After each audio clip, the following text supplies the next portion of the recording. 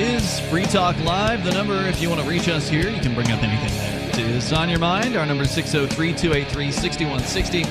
603-283-6160. Here in the studio tonight, you've got Ian.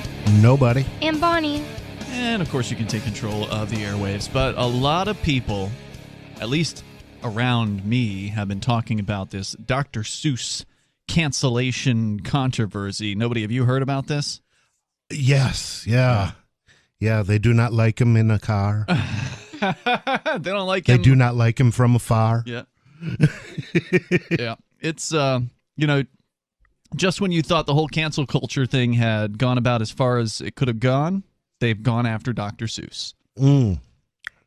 And, this is an author who a lot of people grew up with. I mean, who hasn't in the last 3 generations or whatever read Dr. Seuss books? Yeah. I mean, they were around when you were growing up, right? Yeah. Yeah. Yeah, and the funny thing is, the only thing that strikes me about Dr. Seuss and racism is the star-bellied Sneetch. I remember that, but I don't remember anything about it. It was just Sneetches were some kind of critter, and there were 2 kinds of them that didn't like each other because one of them had a star on their belly and the other one didn't. Okay. And it was just kind of an allegory for the stupidity of racism. Right, so teaching against racism. Yeah, exactly. That was the first thing I thought of, too. The star-bellied Sneetches? I was like, they couldn't be canceling that, but you already read off the air the titles of the books, and they're not canceling that specific book. Okay, so what is happening, according to the Wall Street Journal in an article published yesterday, it looks like, 6 of Dr. Seuss's books will no longer be published after a recent review concluded they contained offensive images. The company in charge of the late author's works said. Now, did Seuss do his own artwork, or did they hire artists to come in and do it? I don't know a lot about. I don't know. So, was he actually doing the drawings, or was it somebody else doing it? Anyway, the decision won't affect Seuss's best-known works, which publisher Random House Books for Young Readers and several booksellers Tuesday said would remain available to customers. The review of the 6 books at issue was conducted last year by Dr. Seuss Enterprises LP, which oversees Dr. Seuss's publishing interests and ancillary areas. Well, Dr. Seuss is dead and has been dead for a few decades now, I think. So they aren't overseeing his publishing interests. They are whatever group of people that they are that has inherited the rights to publish those books. Dr. Seuss's publishing interests clearly were to publish the books in question because he had them published at the time he was alive. So, I mean, you don't have to extract too much here. We're not going out on a limb here to say that Dr. Seuss wanted these books published because he did. And now they're going against that and they're saying, oh, well, we found something that somebody might find offensive, so therefore we're just going to stop publishing these things. It was kind of interesting that his widow died in 2018, too. I didn't know that. I wonder if she had somehow held off this kind of an attack. Maybe she knew this was, I don't know enough about, who she was. May well be. She was the executor, and then these are the people who took over after she died. The company decided they were going to stop publishing. The decision won't affect his best-known works. The review of the 6 books was conducted last year, and they are the following. And to think, I saw it on Mulberry Street. That's one of the books. If I Ran the Zoo. I feel like I've heard of that one. McGilligut's Pool. Don't know that one. On Beyond Zebra, Scrambled Eggs Super, and The Cat's Quizzer. Dr. Seuss Enterprises said in a statement that it acted because the books portray people in ways that are hurtful and wrong. Random House Books for Young Readers, an imprint of Penguin Random House, the primary publisher of Dr. Seuss's children's books, said it stopped publishing the 6 books in question last year at the Enterprise's behest. The titles weren't top sellers, said the publisher. The decision was made public Tuesday because it was the birthday of the late author, whose name was Theodore Seuss Geisel. A spokeswoman for Dr. Seuss Enterprises said in an email, quote, Dr. Seuss Enterprises spent time listening to our audience, teachers, and experts before coming to this decision. She said the announcement comes at a fraught moment for the publishing community, which finds itself caught in political and cultural crosshairs. Last week, Republican senators sent a letter to Amazon's Jeff Bezos asking why Amazon had removed a book about transgender issues that had been on sale on the platform for about 3 years. Amazon didn't have a comment on the letter, said it reserved the right not to sell certain titles based on its content guidance for books. I'm not sure what that has to do with this. Random House Books for Young Readers said it would continue to publish the best-known Seuss works, such as Cat in the Hat, Green Eggs and Ham, and How the Grinch Stole Christmas. The San Diego-based Dr. Seuss Enterprises was founded in 1993 by Audrey Geisel, the widow of Dr. Seuss, and that's the woman that just passed away a couple of years ago. The company said its mission is to keep the late author's legacy alive through partnerships that include films, TV shows, stage productions, and merchandise. He died in 1991, so yeah, it's been 30 years since he passed away. Several booksellers Tuesday said they have no plans to remove any Dr. Seuss titles for sale, so that's good. Cass Moskowitz, the assistant manager at Books of Wonder in New York City, said we have several shelves of Dr. Seuss books and have no plans to remove them. If the depictions aren't great, sometimes things have to be retired for a reason. We learn and grow as a society, said the chief operating officer of R.J. Julia Booksellers, a bookstore based in Madison, Connecticut. And they said further, quote, we understand the issues out there, but we will have the books in stock. We have no plans to drop any of the titles. By the way, some of these books are selling for hundreds, if not over $1,000 at this point. So they may be fairly rare. Now they may be in higher demand than ever. Interestingly, yesterday, my roommate came down and showed me. I had not heard about this controversy until he came and showed me the top books that were selling on Amazon yesterday, and I haven't checked them for today, were all Dr. Seuss. So the news had gotten out about this cancellation of Dr. Seuss, and people went to show tremendous support and bought. I mean, as you scrolled down the list of books that were the top sellers for the last 24 hours on Amazon, it was Dr. Seuss, Dr. Seuss, Dr. Seuss, almost exclusively. Wow. Which is amazing. I mean, this is a person who touched so many people's lives. For people to even spend time, parsing over these what are relatively unknown books of his in order to find things that they're offended by, so they can then complain about it. Yeah, I saw amazing. One of the images they were complaining about, and it was it was kind of a stereotypical image of a Chinese guy. And the thing that struck me as a strange juxtaposition is at the same time this is going on, there's a jurisdiction that is shutting down its gifted students program because there are too many white people and too many Asians in it. Yeah, they decided that there were too many of the people in its gifted program. So therefore, no one white gets a gifted and Asian, so nobody gets a gifted program. Wow. And I was thinking, it's kind of funny that in the name of political correctness, they're actually taking action against Asian people out of racism, and at the same time complaining about a dated image. It's a strange. Political correctness is a strange monster. It's gone absolutely insane, and this seems like scraping the bottom of the barrel, but it can get worse. I don't know how it's going to get worse, but inevitably, I'm sure it will. And here's one of the reasons how. So it's one thing for the Dr. Seuss Corporation to say, okay, we're not publishing these books anymore, but eBay went a step further and said they will delist these books from even being listed for sale on their auction platform. Wow. Because, again, they're worth something now. Now that's getting into Fahrenheit 451 territory. It is, and we can continue here. You can share your thoughts as well. 603-283-6160. These books aren't technically banned, but some places are banning them. eBay saying they're sweeping their marketplace to remove these items. 603-283-6160. You can join us here on the radio. This is Free Talk Live. Calls and thoughts. It's Ian, Nobody, and Bonnie in the studio tonight. Richard is on the line in Florida watching us on YouTube. Go ahead, Richard. Hey, how are you? What's on your mind? I just, I was born in 1970, and so my perspective on a lot of this might be different than, younger people nowadays and, politically correct people. But, like, we were just kids, and these books, like, I learned to read all Dr. Seuss.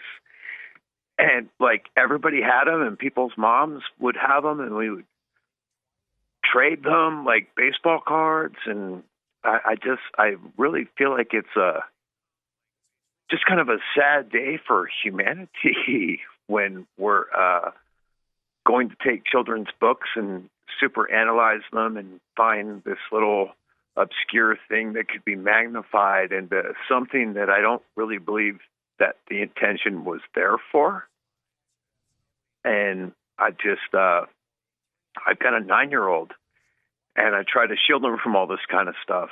And I just feel, I really don't like the road that things are going down. I just kind of weep for humanity when I see things like this.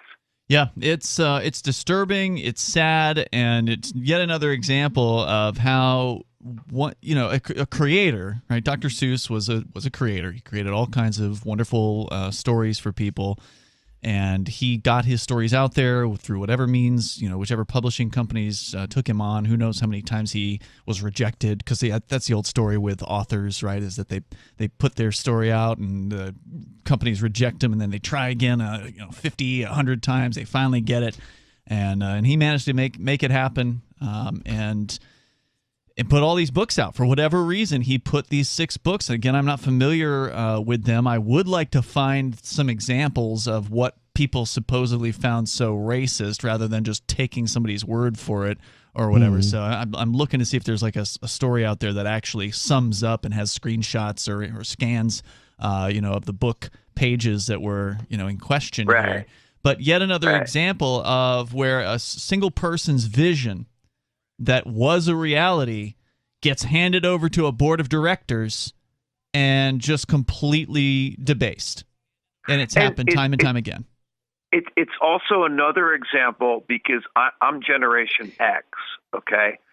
So it's another, and, we're completely deleted from history. I mean, I had spiked hair and a mohawk and, like, fought rednecks before, like, rode a skateboard. I actually, in 1985, I got arrested for riding a skateboard, had to pay a $200 fine for skateboarding. And in 1985, like, $200 was, well, you can figure out, what that would be, but minimum wage back then was like $4.45 or something. $3.35. Oh, thank you. I'm just saying, like, Generation X, we're being deleted from history, and this is another part of our upbringing that made us who we are, and it's being deleted. And I just when I look and see what's going on, and I listen, and it seems like there's these millennials who are like, "Oh, okay, boomer," and, like, nobody ever talks about Generation X, and, like, we're slowly being deleted from history. And we were actually the last kids who came home. I walked to school. I've got to say, I've never heard anybody claim that Generation X is being deleted from history. Well, you just did. Well, a lot of the things that we grew up with are being deleted from history, like Looney Tunes. A lot of Looney Tunes is gone. Dr. Seuss walked home from school when I was in first grade. I walked home from school. I was a latchkey kid. Like, I had a key on a leather rope, and I walked to school on my own.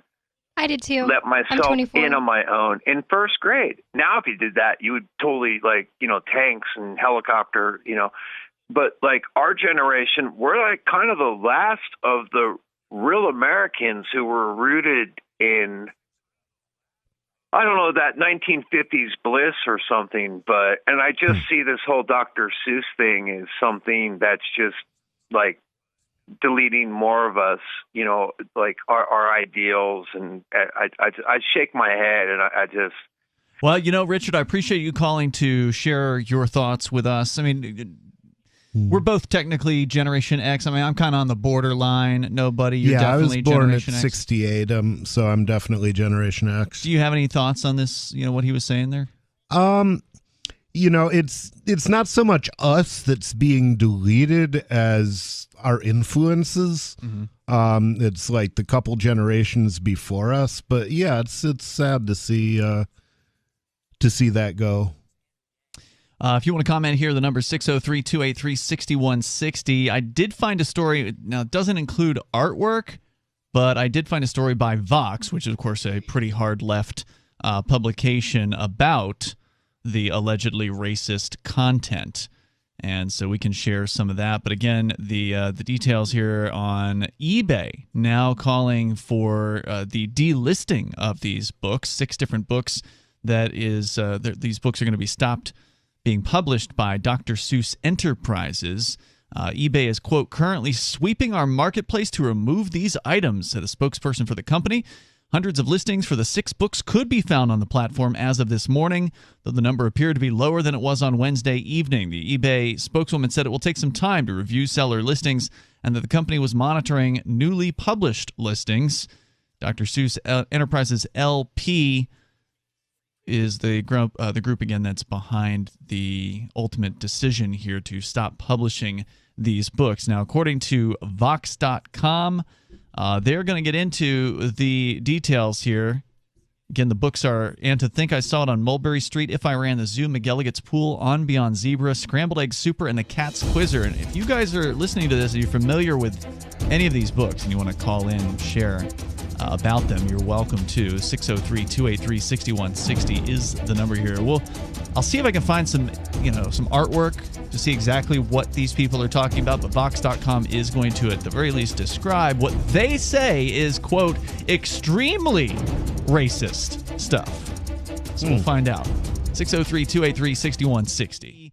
Targeting of Dr. Seuss by the enterprise that his wife founded, and she subsequently has passed away a few years ago, but Dr. Seuss Enterprises, the corporation that exists to protect and promote Dr. Seuss, is now saying they're going to stop publishing 6 of his works. And that actually has resulted in, some bookstores saying they're going to keep selling them when they can get their hands on them. And then others, like eBay, actually sweeping through its site, deleting listings of these books. That's what's going on. And so, of course, I found myself wondering, all right, well, just how racist are these images, supposedly? What are we talking about here? And Vox.com does have a piece that's got somewhat of a rundown. So we'll share that with you on the way here. By the way, tonight you've got Ian. Nobody. And Bonnie. Let's go to your calls and thoughts first, though. Matthew is on the line in Connecticut, watching us on our YouTube feed. Go ahead, Matthew. Yes, Ian, Nobody, and Bonnie, I'm so glad to finally have closure. This has been like a spiritual last few days because I've been a racist person with hatred in my heart my entire life, and I always wondered why. Why am I like this? But the truth was, I wasn't only read the more popular Dr. Seuss books when I was just a young child. I was read the worst 6 of his books over and over and over again. And now I know. Now I know why I am like I am. Thanks for the call, Matthew. Appreciate it. Bit of tongue-in-cheek there. I mean, I don't even know how many people have read these books. They seem relatively unknown. None of you guys have heard of these, right? Yeah, I'm not familiar with any of them. Never heard of them. I mean, I don't know how many books Dr. Seuss published, but it seemed like quite a few. I mean, it was a lot of books. He had a large library. But here's what the story over at Vox has to say. So, for decades, the works of Dr. Seuss have been considered, and his real name is Theodore Seuss Geisel, have been considered both iconic childhood classics and bastions of liberalism. They are lauded for their celebration of all that makes us different. And Seuss books, like Horton Hears a Who and The Sneetches, appear frequently in anti-racism curricula for children. In fact, you were talking about The Sneetches just a few moments ago. But in recent years, the Dr. Seuss brand name has lost some of its shine. Read Across America Day, an annual day of programming designed by the National Education Association. You know who that is? The Teachers Union. So guess what? It turns out they had a hand in all this. So this Read Across America Day, designed by the Teachers Union, the NEA, to get kids excited to read, is traditionally held on or around March 2nd, which is Geisel's birthday. It usually features a lot of Cat in the Hat paraphernalia and other beloved Seuss branding, but when the NEA's contract with Dr. Seuss Enterprises ran out in 2018, the same year his wife died, it chose not to renew the terms, leading to a lot less Dr. Seuss merchandise getting distributed to different schools. And this year, the NEA has pivoted away from Dr. Seuss entirely. Instead, it's using Read Across America Day to spotlight children's books by authors of color. So, do you think the fact that the National Education Association, that had what sounds like a major contract with Dr. Seuss Enterprises, pulling out of their agreement, not renewing the agreement, had something to do with Dr. Seuss Enterprises taking a closer look with a more fine-toothed comb at the library? Well, it could be. It's also, I wonder if there was some kind of a quid pro quo at work where it was like, well, you know, we're not really crazy about these books, and so if you take these ones out of your catalog, maybe we'll take another look at Dr. Seuss next year or the year after that. We might, right? Come back and take another look. I think the weirdest part about this is that there's some kind of an organization put together that decides what books children read. Like, why don't you mean the National decide? Education Association? Why don't schools decide by themselves, like, hey, what kind of books do you guys want to read, kids? It's weird that there's like 3 children's authors. Because schools aren't independent, right? Schools are all part of the government, except for, certain private schools. But the National Education Association is the union of teachers at all the government schools. Now, I don't know what the rules are per school or per county, per school board. There may be different rules as far as, do the teachers have to join the NEA, or do they have the option to not join the NEA? Because a lot of times with unions, there's like a mandate.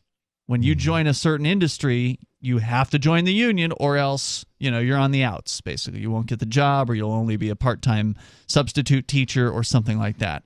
So I don't know. I bet you it does differ by county, like certain southern counties probably are different than, the Northeast or whatever. But either way, the National Education Association is a major influence over all things teaching and government. I mean, basically, if you don't have their support, it's very hard to get anything done. They've got a lockdown. Right. And that is not good for freedom. As you pointed out, the schools can't probably make their own choices because they are all union. And, breaking away from the union usually there's consequences for that, right? They send in thugs sometimes if you try to break away from the union. Yep. Now, I don't know what the National Association or the National Education Association might have done in the past. I certainly don't have. I've never followed, whatever it is that they do closely. But I've certainly seen their name pop up from time to time. And it's always in regards to pro-government, propaganda, shoving it down students' throats. So the only way that each school or each teacher would be able to make those decisions for themselves is if they were to break away from the NEA. And that's just not going to happen. Not going to happen while there's a government school in place, at least. Yeah, I'd think not. 603-283-6160 is the number here. So going on here with Vox.com, they say that Dr. Seuss Enterprises, again, has ceased publishing 6 of these books. Notably, in If I Ran the Zoo, the narrator declares his intention to put a chieftain, illustrated as a man in a turban, on display in the zoo. A pair of African characters are portrayed as monkeys, and a group of Asian characters are described as, quote, helpers who all wear their eyes at a slant, from countries no one can spell, unquote, carry a caged animal on their heads, the Asian characters. The other books contain similar Orientalist caricatures. Other questionable imagery runs throughout Seuss's work, including some of his most beloved classics. And outside of his children's books, in his career as a political cartoonist and advertiser, Seuss frequently drew racist caricatures and used racial slurs in his captions. So as the children's literature community grapples with how to make its canon more diverse and inclusive, Dr. Seuss has come in for particular re-examination. These books have become a case study of sorts for what to do with brand name authors as the social context surrounding their work shifts. Or more specifically, what do you do with a set of adored classics that explicitly promotes values like tolerance and love for everyone, but are also seeded through with racist ideas? So is it racism to, have Orientalist caricatures? To me, that all sounded racist. Or is that just stereotyping? Is that racist? You said African characters as monkeys. That's racist. That's probably racist. That definitely sounds racist. I don't know. I'd like to see the images. Me too. In particular. And they don't include them in this story. 603-283-6160. If you've got links to those images, we'd love to see them. Pop them in our chat room. There's more coming up. It's Free Talk Live. So we're doing some comparison here in the studio because we did find an article. Found thequint.com, which actually has examples, at the very least, from the If I Ran the Zoo book. Now, I have not yet... I have not found the other. Okay, here's one from And to Think I Saw It on Mulberry Street. So we'll get into it a little bit further here because there's what Vox.com describes here as extremely racist stuff. And now there's some interesting allegations about him drawing advertisements for companies, and we'll get into that coming up here in a moment. Some of this may not be able to be defended, but just focusing on the books that were banned, one of them, If I Ran the Zoo, that's the one that I think I've actually heard of. And history says that it's the first time that maybe the word nerd was ever used. So that may be where the word nerd came from. Apparently. Oh, wow. It's interesting. I'm offended. 603-283-6160. Again, you can bring up whatever you want here on Free Talk Live.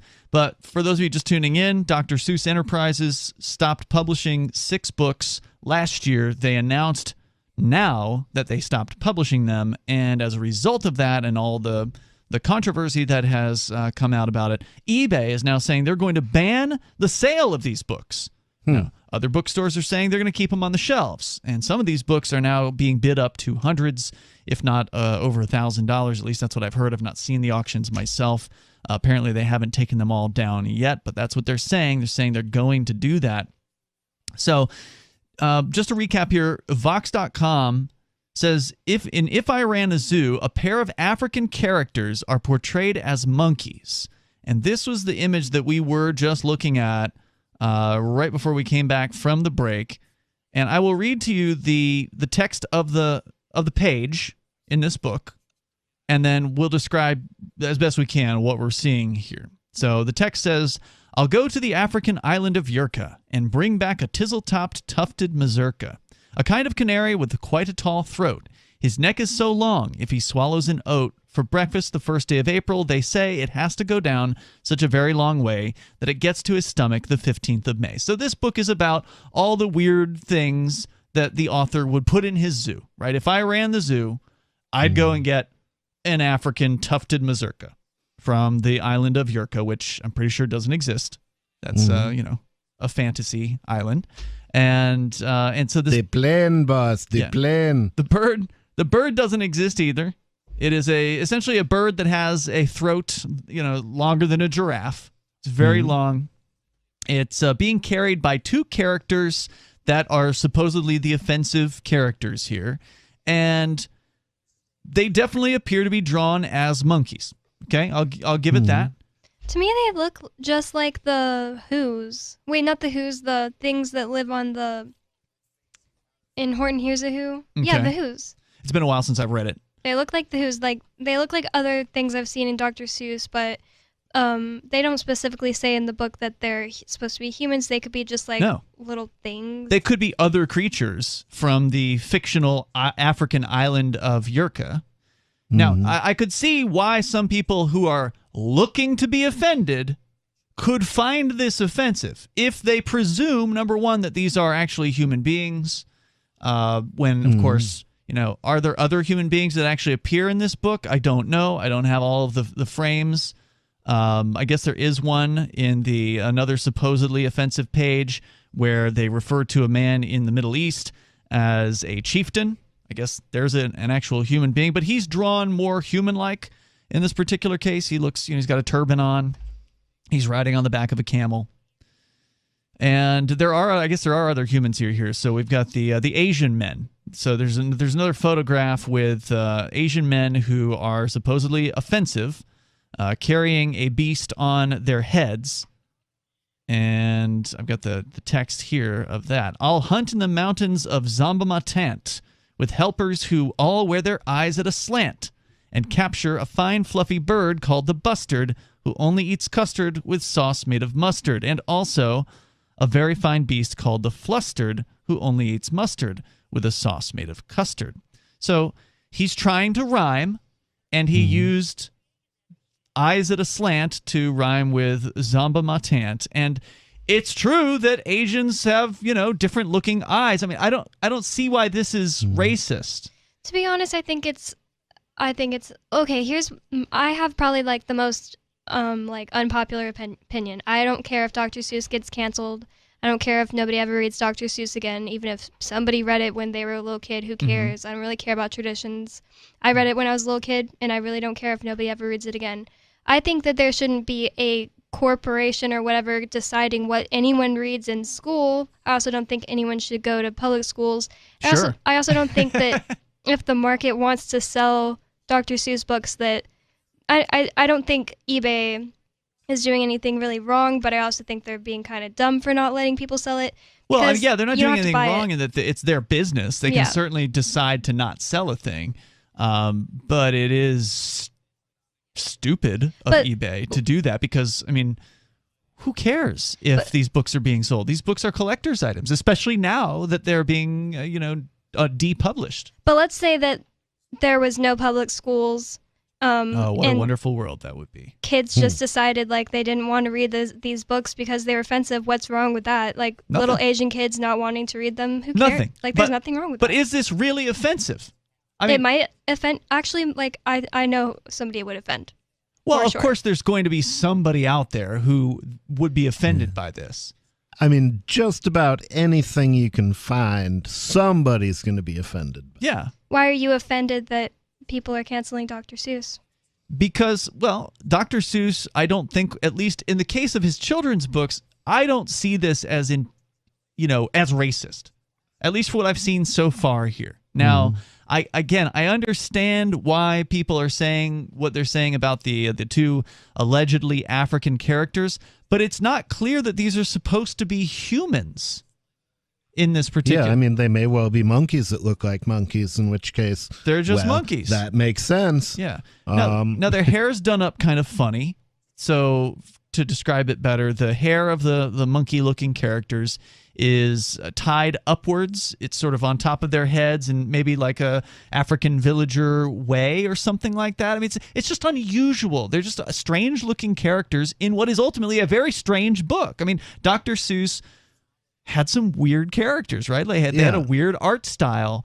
And to say that this is supposed to be an insult towards all Africans is, I think, ridiculous. He doesn't actually insult them in any way in the text. There's not even a mention of these two characters. The only character that's talked about in this text on this page is this Tizzle-topped tufted mazurka. Tizzle-topped tufted mazurka, which is, again, a fictional bird here on this page. So I would be interested to hear, what black people think about this. How many black people out there are actually offended by what they see on this page? How many Asians are actually offended? Because a lot of the times when they bring up this cultural appropriation, have you heard about this term? Oh, yeah. Where people get upset during Halloween because somebody wants to, a white person wants to dress up as an Indian. Or, somebody else wants to dress up as someone else who's not, their race or their gender or whatever, and it's called cultural appropriation. Just trying to go out and have a good time at a costume party is now an offensive thing. it's just absolutely ridiculous that people are so easily upset about this. And when you actually talk to some of these people in the cultures that are supposedly being appropriated, the ones that are supposed to be being upset about this, they're usually just like, yeah, whatever. Who cares? Yeah. Yeah, I remember there was an article about a little girl who was doing Japanese tea ceremonies. Mm-hmm. And a little non-Japanese girl, you mean? Yeah. Okay. Yeah. And somebody was busting her balls about it. And a Japanese woman piped up and said, I appreciate it if somebody, cares about our culture, right, and preserves that. Yeah, somebody who wants to learn about their culture. Alone. Right. This little girl wanted to learn about that culture. Yeah. So that's what I'm mostly curious about here is people who grew up with this book. Were you an Asian or black person and you had the If I Was Running a Zoo or If I Ran a Zoo book, and were you at some point shocked by it or upset by it? I mean, it just seems like standard fare for Dr. Seuss. Standard, silly, cartoonish fare. Yeah. Strange looking critters. That's what he did. We'll continue here. 603-283-6160. That's 603-283-6160. Vox has more of their leftist analysis of this, and I'll show you guys some more images as well. We'll share more with you on the way. If you want to share your thoughts, you can join us, 603-283-6160. This is Free Talk Live.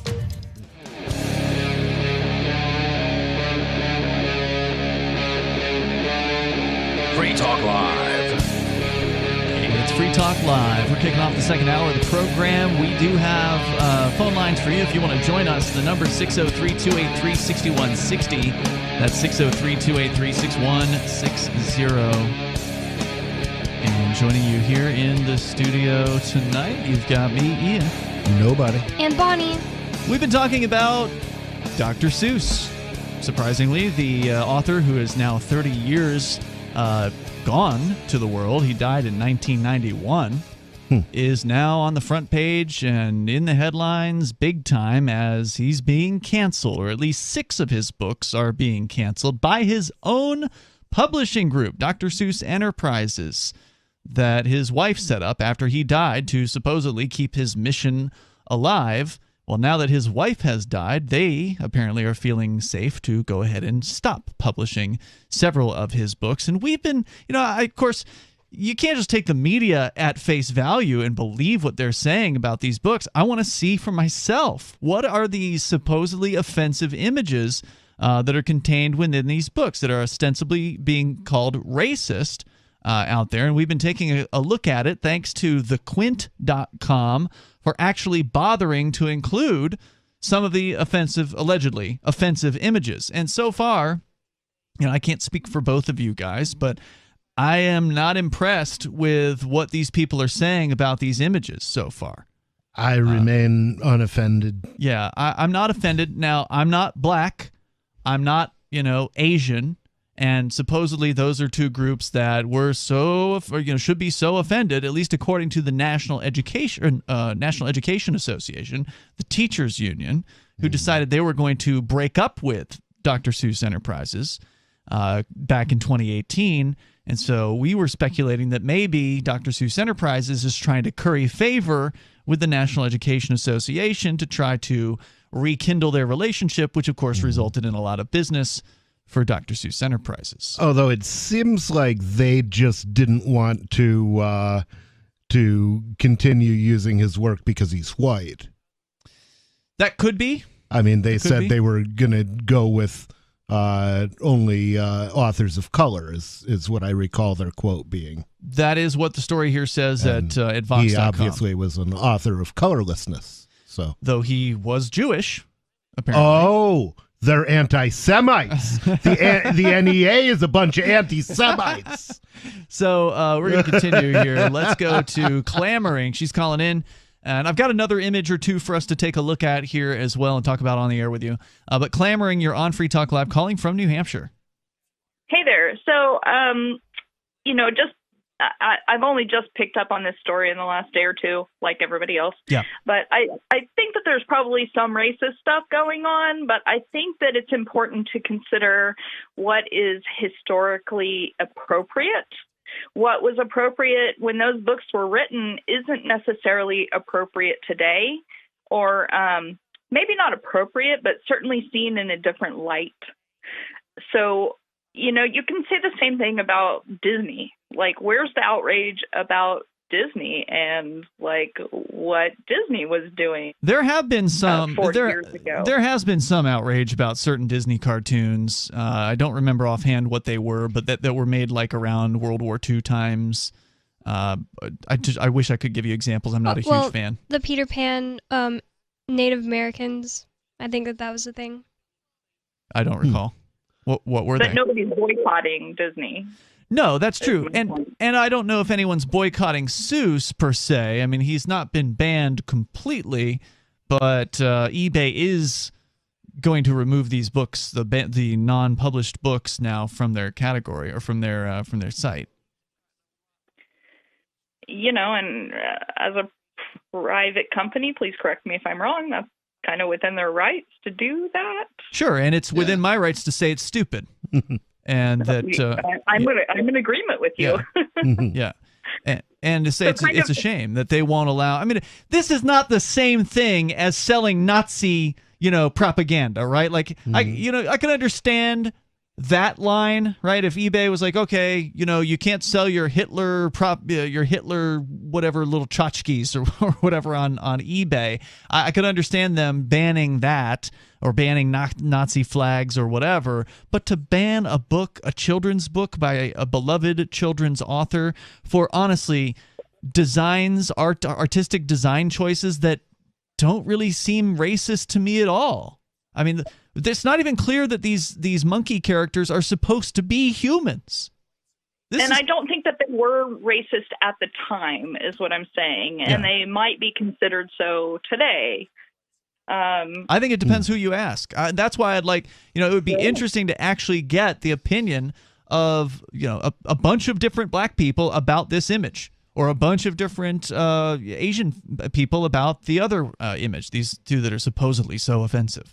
I don't even think you can really call them monkeys because they have the only feature of them that's monkey-like is their mouths, but that's what all Dr. Seuss non-human things have. They have this little puffy mouth that kind of looks like a monkey, but all Who's have that mouth. Cindy Lou Who has that mouth. Good point. So he's using a standard Doctor Who's design to represent creatures that he believes would appear on a fictional African island called Yurka. I mean, it's to get all upset about this is just ridiculous. Well, I'm not in disagreement with you there, but I think that the issue might be a little more complicated.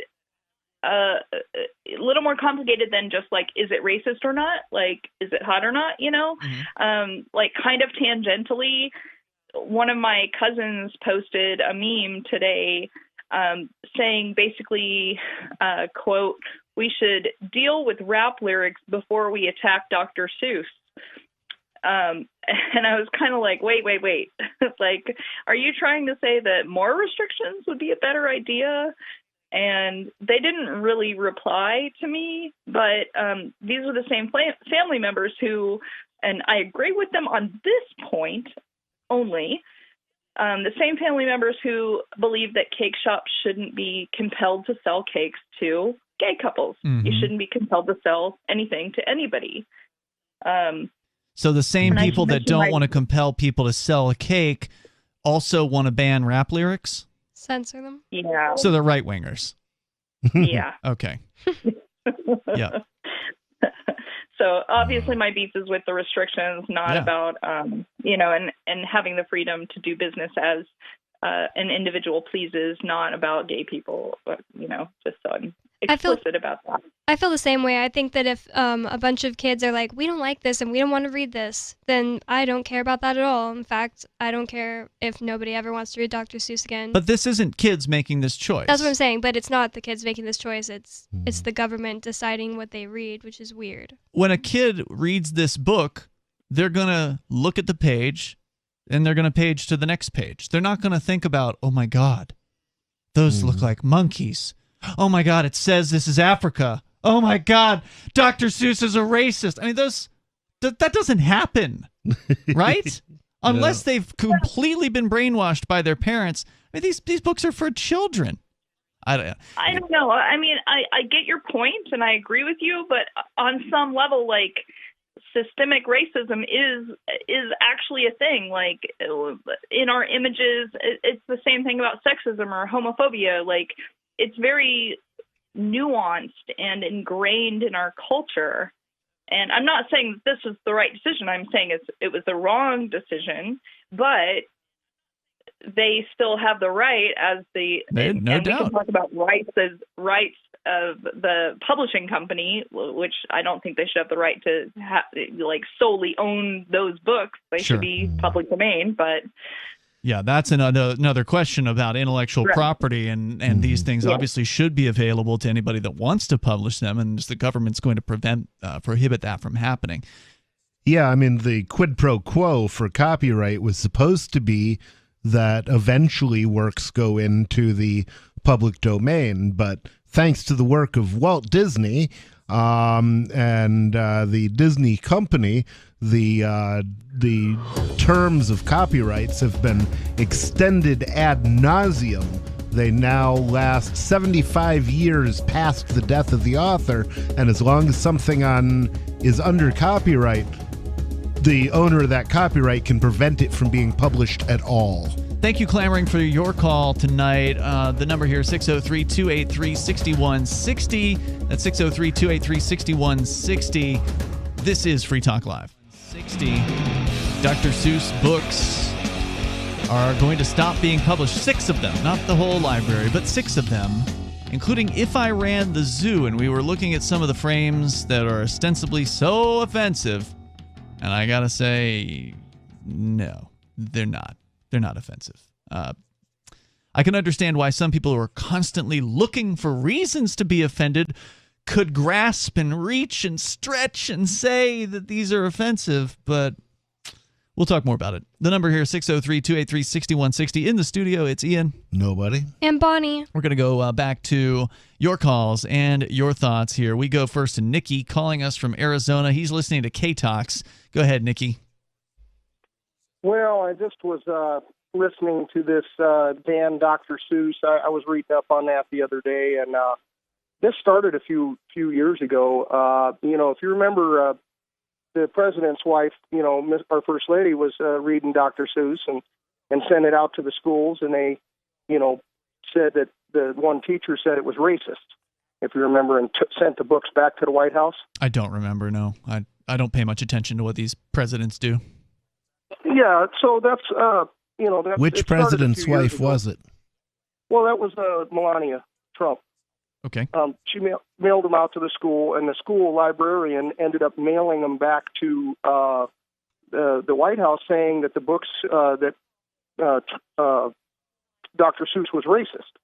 And then they put up pictures of her, of course, the librarian, in a Dr. Seuss outfit reading to the kids that she had done the year before. So, of course, hypocrites. Mm-hmm. But someone mentioned systemic racism, and I think that term's thrown around a lot. But, systemic racism refers to the law. It refers to, Jim Crow laws and things like that. Right. We don't have a lot of laws that are systemic racist left in the United States, if we have any. Yeah, the only ones I can think of are the extraordinary penalties for crack cocaine that Joe Biden pushed through. Right. Mm-hmm. Well, and those and there again, it wasn't about race, of course, even though that might have been the motivation. The law itself was about drugs. It targeted them for sure. And Kamala Harris helped put them in jail, of course, so proud of herself for that. Well, and there may be a lot of racist cops out there, and that might qualify as systemic racism, but certainly some images in a Dr. Seuss book, I don't think do. Well, I think that the systemic racism goes on, even though there was Jim Crow laws and they don't, exist anymore, they still did affect the fact that there's now people who would have had money for generations that don't have money because of Jim Crow laws.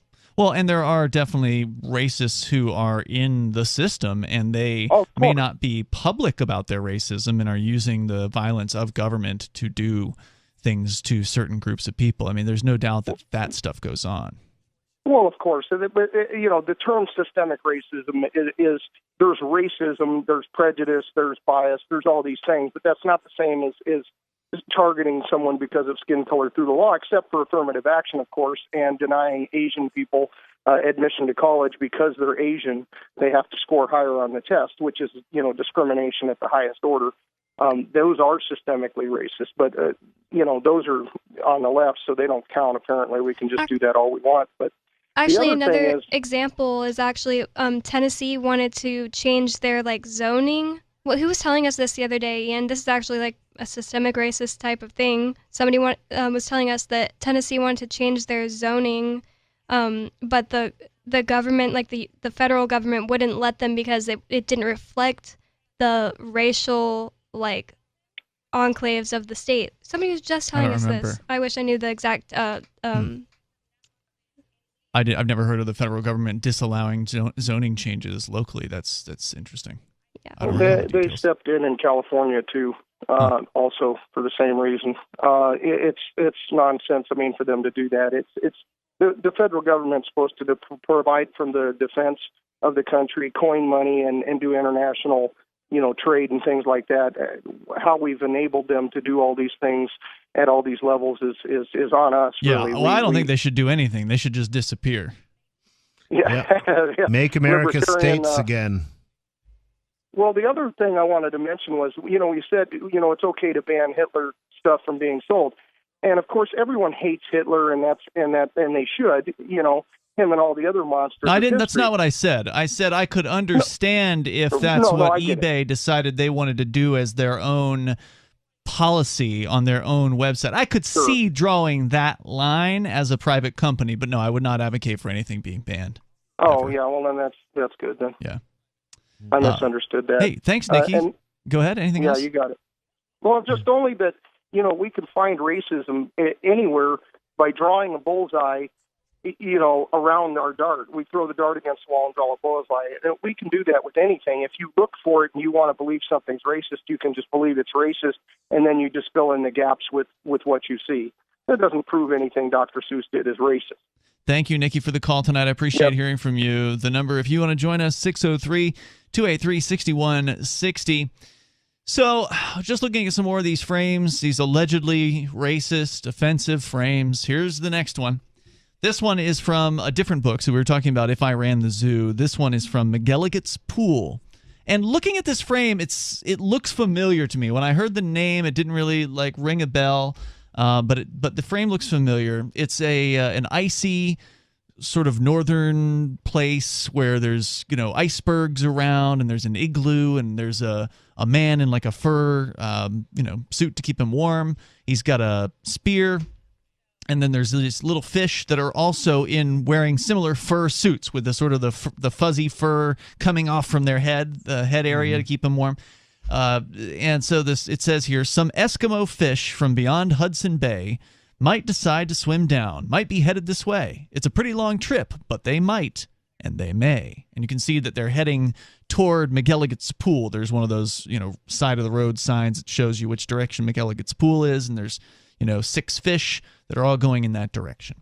This is supposedly offensive. Now, I know why. To fish? Right. I know why. Because the word Eskimo is apparently offensive. And you didn't know this when we were talking about it during the break. Nobody. You had no idea. Yeah. And neither did I until I just heard this for the first time last year, that apparently Eskimo is an offensive term. And we grew up with this term just being used as a normal term to describe a native person from a northern climate. In an icy northern climate.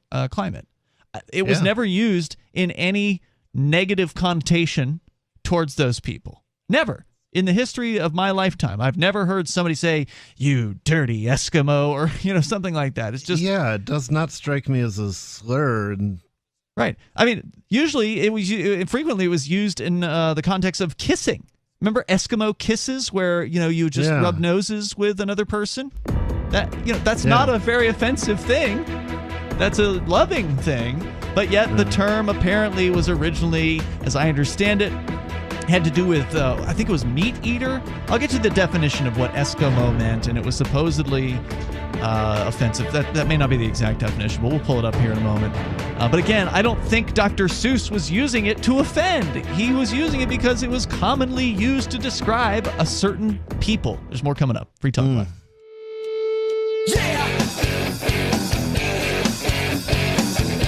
This is Free Talk Live. The number for you, 603-283-6160. You want to join us here to talk about these ostensibly offensive images, which so far I am unconvinced that Dr. Seuss was somehow putting racist imagery into his books. I don't buy it. Now, that doesn't mean that he wasn't maybe racist or in some way bigoted in his life. I don't know. According to Reason.com's story about this, they say that Dr. Seuss is a more complicated figure than he first appears. Some of his oldest books do contain problematic illustrations of black and Asian characters.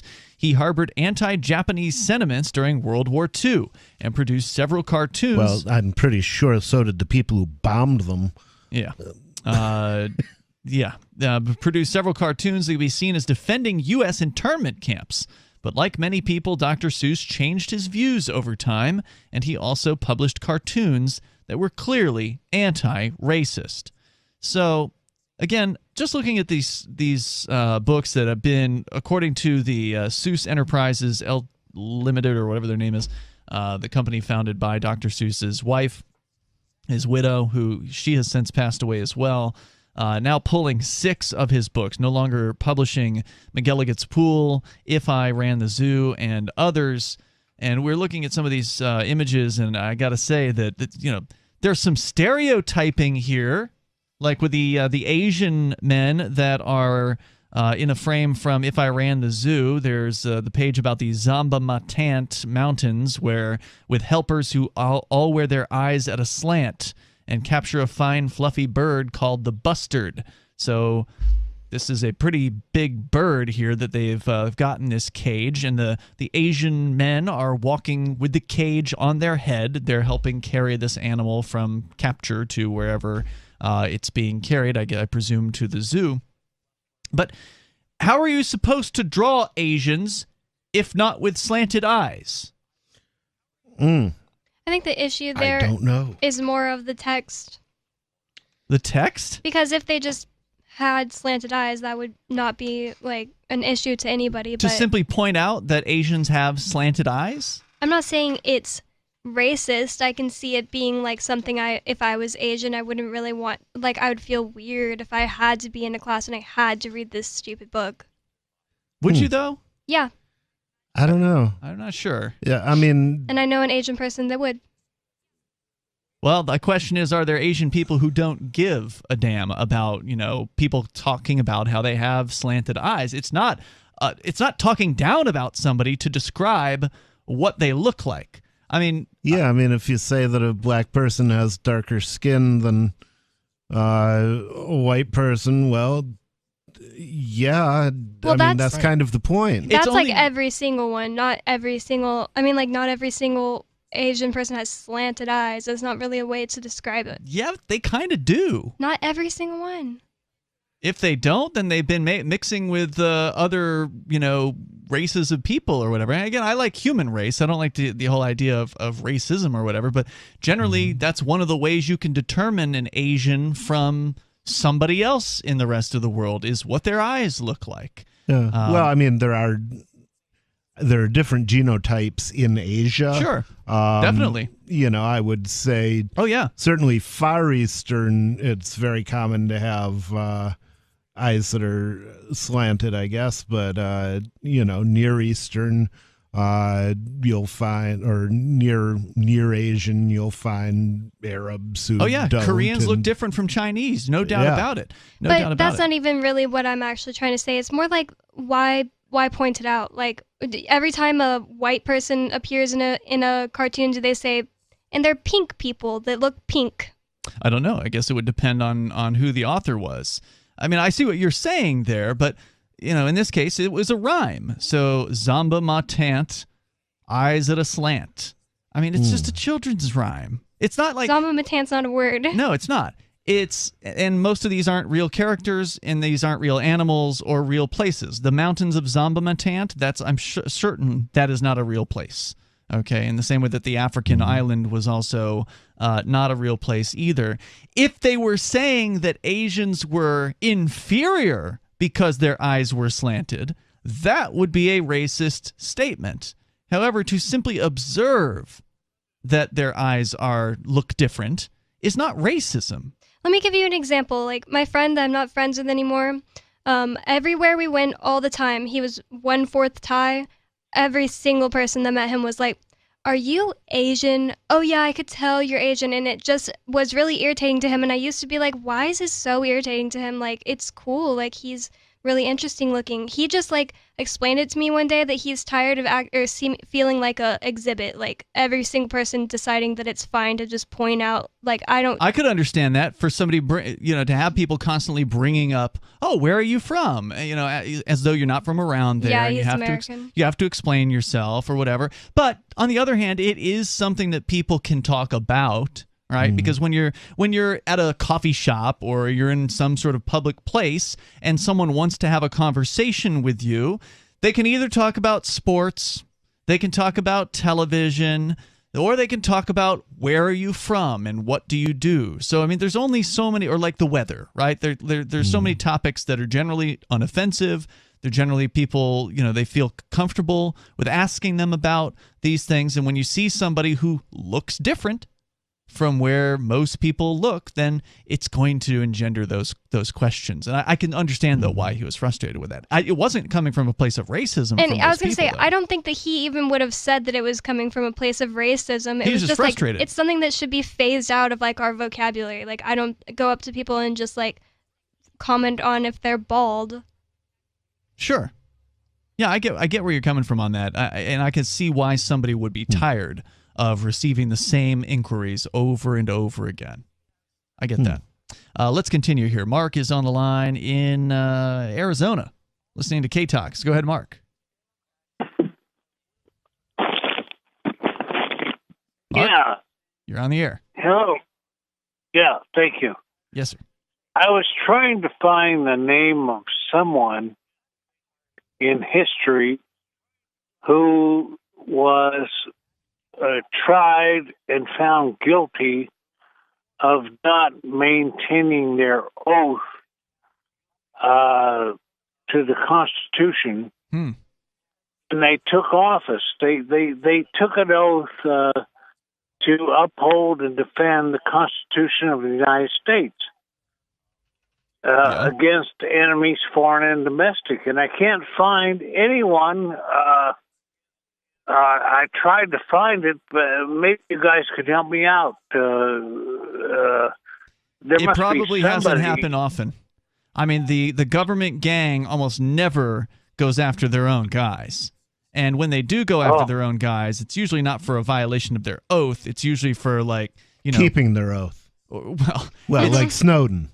Well, there's that. Yeah, that's a good point. Yeah. But as far as like people actually being criminally prosecuted for, like cops or whatever, sometimes they go after their own for, raping children, but only in the most egregious of cases where they actually get caught. But in those cases, they're not violating their oath per se, although I guess maybe they are. They're committing crimes. But are you talking about a specific person you know of and you want to remember their name, or are you just... No, he's asking for anything. He wants us to help him come up with any example of a government agent prosecuted for violating their oath in some way. Is that right, Mark? Yes, somebody, legislator or city council, whoever took an oath to uphold and defend the Constitution of the United States against enemies, foreign and domestic. And I can't find anybody who was prosecuted and held guilty or whatever. What would such a person be charged with? Violation of their oath? Somebody, or removed from office? maybe they wouldn't be charged with anything. And Mark, thanks for the call tonight. I think you're going to come up with nothing. I mean, it's very hard to find examples of what you're talking about. I've never heard of it. And I don't think there would be a criminal charge, nobody. I think it would just simply be you violated your oath. I don't think there is a charge associated with the violation of an impeachment, maybe. Okay. Well, that's not why they impeached Trump. There's more coming up. Free Talk Live. It's Free Talk Live. The number is 603-283-6160. That's 603-283-6160. Turns out a lot of people have a lot to say on this Dr. Seuss controversy. You are welcome to join us here. And with you in the studio tonight, it's Ian. Nobody. And Bonnie. Are these old books that are now ceasing publication by Seuss's own, well, it was made after his death, Dr. Seuss Enterprises, making the claim that they have stopped publishing 6 of their own books, and then eBay going even further and saying they're going to ban the sale of these books. And how many people have actually even looked at these supposedly offensive images? I bet you not a lot. Because, number one, the books are relatively obscure as far as Dr. Seuss books are concerned. But we're looking at them here. We've managed to find, thanks to, let me give them more credit here, thequint.com. They actually do have some of these images that you can see for yourself. I'll put that link up on our social media, which you can find over at social.freetalklive.com. And I have not posted it yet, but I will post it up here, and then you'll be able to take a look and see, what you think. Are these things actually offensive? You decide. We're going to go also back to more of your calls and thoughts, but we were discussing a frame from McGilligut's Pool, which is not racism. It is not. It's described as a racist depiction of Inuits, and there's nothing racist about this. It's an image of an Eskimo. Again, that's supposedly racist or supposedly offensive. It's not racist. It's just supposedly offensive. An Inuit person who is in the cold, in a very cold place. They're on like a river or something like that, and there's a lot of icebergs around, and there's little fish with what appear to be fur coats on as they're traveling to McGilligut's Pool. And the line in the book says, some Eskimo fish from beyond Hudson Bay might decide to swim down, might be headed this way. It's a pretty long trip, but they might, and they may. Where is the racism? Where is the offensiveness? If somebody uses the term Eskimo without knowing that it is supposedly offensive, it's not racism. The weirdest part about this is I tried to Google just any answer about why Eskimo is offensive, because I had kind of heard of this before, but I never knew the answer, and I couldn't find anything. Like, one thing said it means the type of shoes, like snowshoes they wear. No, apparently it means eater of raw meat. So at some point, people called Inuits Eskimos because it's like I guess it's an Indian term or something like that describes them as eaters of raw meat. Well, they do chew whale blubber famously. That's where chewing the fat comes from. And, I guess they don't cook it first. But because the Inuits Japanese themselves are better known for eating raw fish. Here is the story from Fahili Fine Arts. What's the difference between Inuit and Eskimo? You've likely heard the name Eskimo used to refer to Inuit and their culture, whether by your grandparents, parents, or maybe even a friend who grew up outside of Canada. It's a term that has been out of date since 1980, when the name Inuit was recognized by the Inuit Circumpolar Council to denote Inuit groups across the circumpolar region of Canada, Greenland, the U.S., and Russia. Today, Eskimo is considered a pejorative term, and they get into the history of why. According to the Inuk author and translator Minnie Adola Freeman, the term Eskimo came from another indigenous language in Canada, Cree. In Cree, the word is Eshimau, spelled E-S-C-H-E-E-M-A-U, which roughly means eaters of raw meat.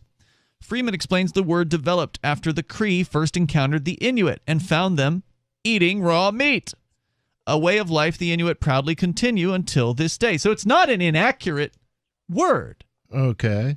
Another theory is the word has Innu Iman origin, a language spoken by the Labrador and northern Quebec-based Innu. The word is Awasimo or Ayasamu, which means roughly one who laces snowshoes. Maybe that's where the snowshoe thing came from.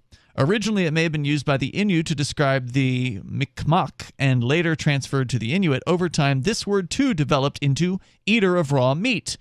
The prefix ashk can mean raw or fresh. The French later translated the word to Eskimo, which made its way into English use. Why is Eskimo pejorative, they say? Using Eskimo today is considered pejorative or derogatory simply because eater of raw meat is not how the Inuit choose to refer to themselves.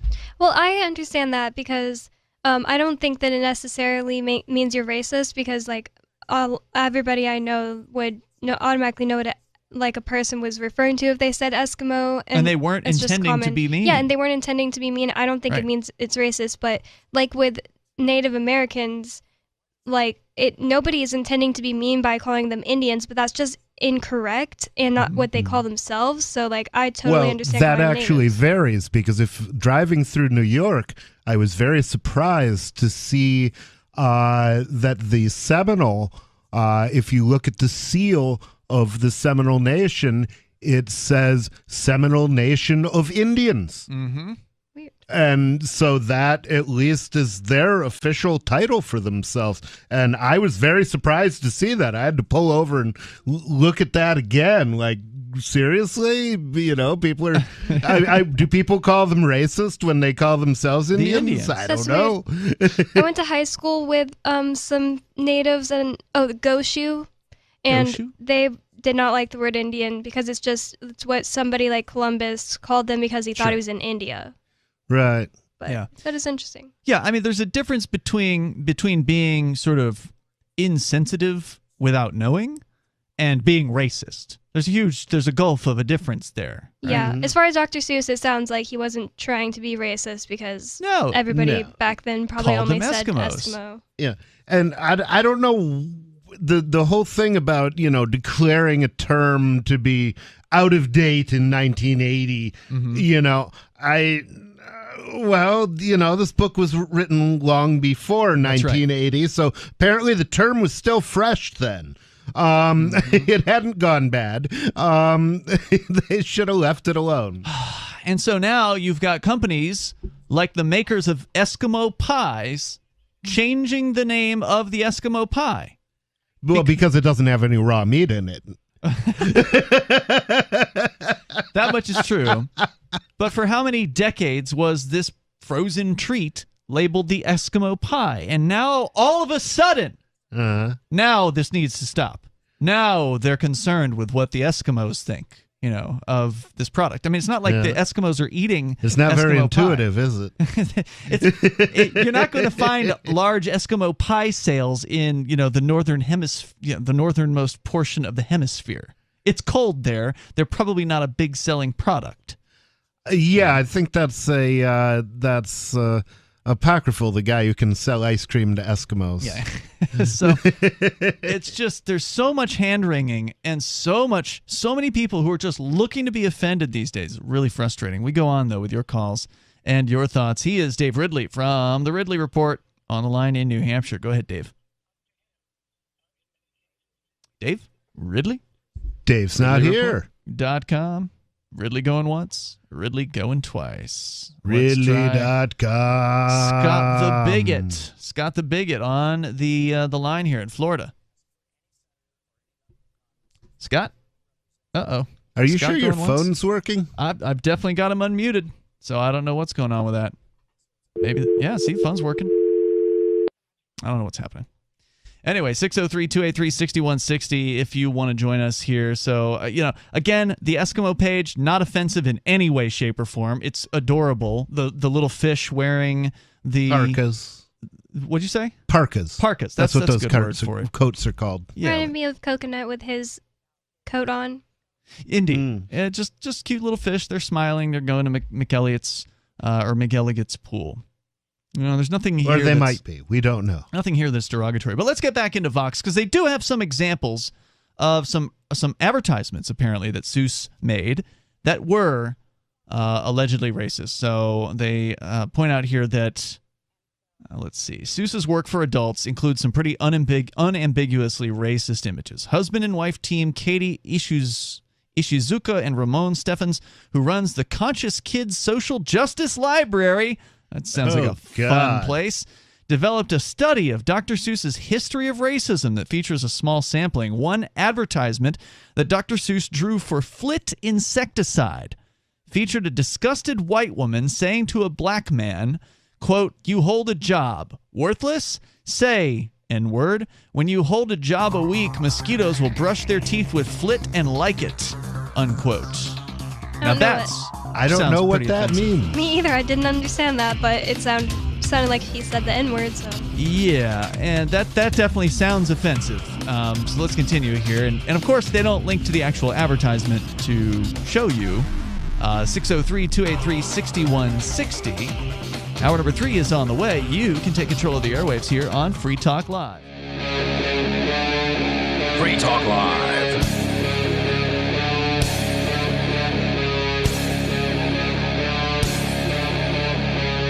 This is Free Talk Live. The number, if you want to join us, 603-283-6160. That's 603-283-6160. Joining you in the studio tonight, you've got Ian. Nobody. And Bonnie. So we're spent the whole show so far talking about the Dr. Seuss controversy and doing more digging, I think, than the media would like you to do. You know, the headlines are all about how Dr. Seuss's own company, which wasn't started by Seuss because it was started after he died, but it was started by his wife, and she subsequently passed away in 2018. So I don't know who's running the thing, but probably some board of directors, and they've decided that they're going to ban or stop publishing 6 of his books. And we went down the list of them. Most of them I'd not heard of. McGilligan's Pool seems familiar to me, and If I Ran the Zoo is probably the most familiar. And we were looking at some of the imagery, which you won't find in most of the news reporting about this. It's just accepted by the news media that, well, this is racist, so therefore we're just going to tell you that Dr. Seuss was a racist. We're just going to say that these books were stopped publishing by his own organization, and we'll report on eBay banning the books from their platform. That happened too.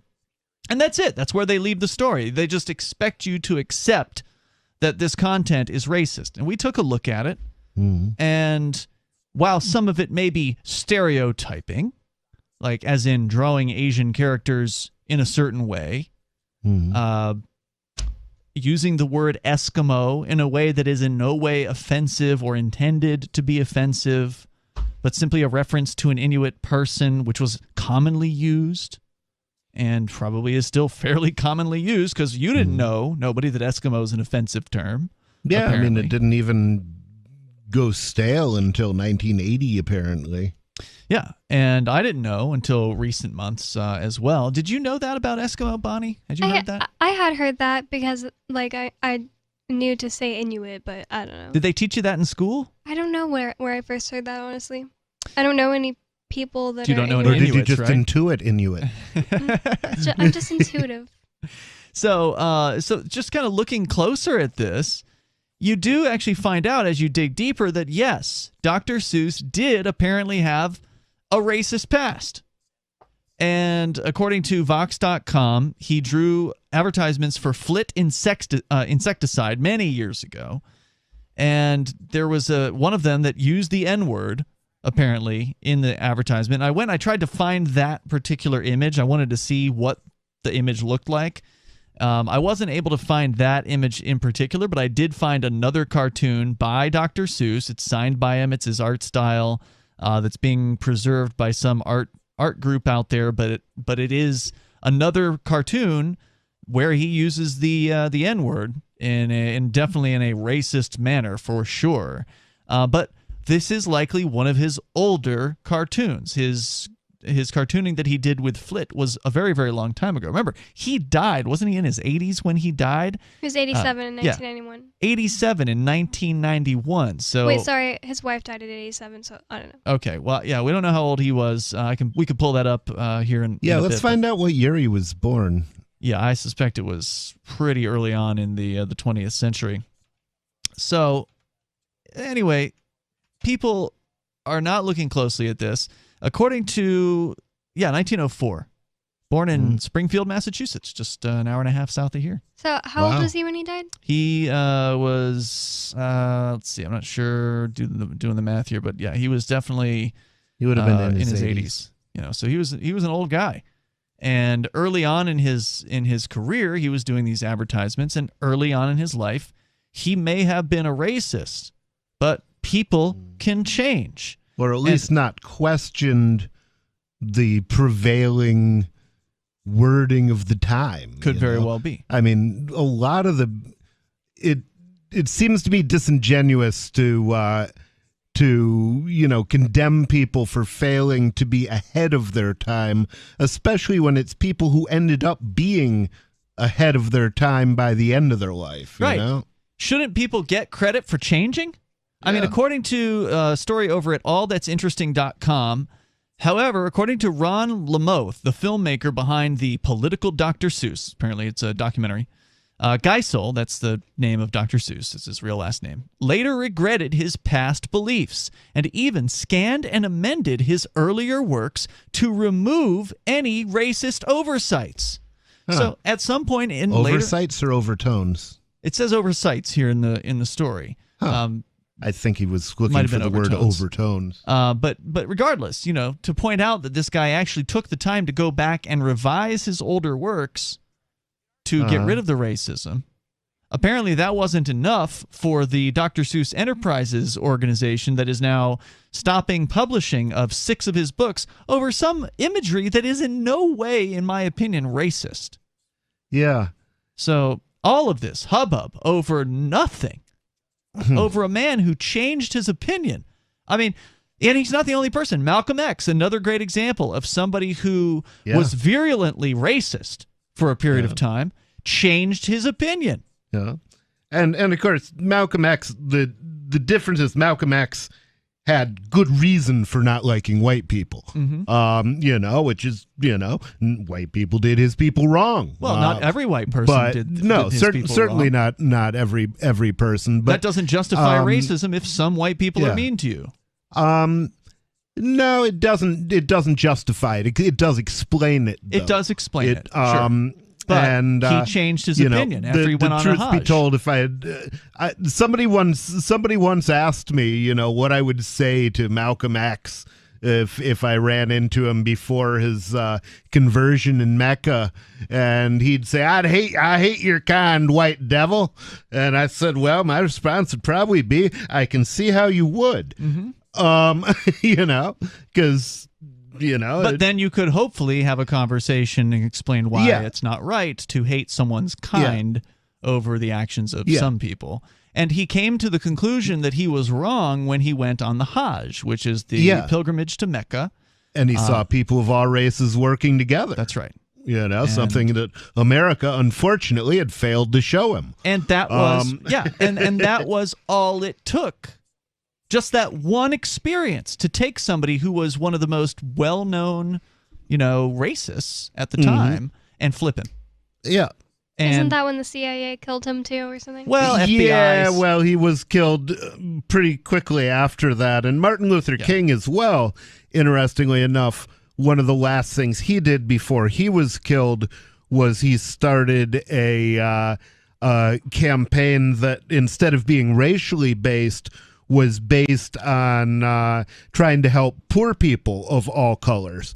And it seems like that was something that was unacceptable to the U.S. government, to have people reaching across racial lines. Well, because it benefits the government to keep people separated. Exactly. It benefits the government to keep people believing in a race war, or that there's some conflict that's coming, and we need the government to keep us safe, et cetera, et cetera. So imagine if the militia had been out there with Black Lives Matter, which is what they're supposed to be doing, is defending the people from the government. It would have been a whole different ballgame. Yeah, well, it's still not too late. It's not for groups like that to come together, and I hope they will. But in the case of Dr. Seuss, people should be lauding him for the change that he made.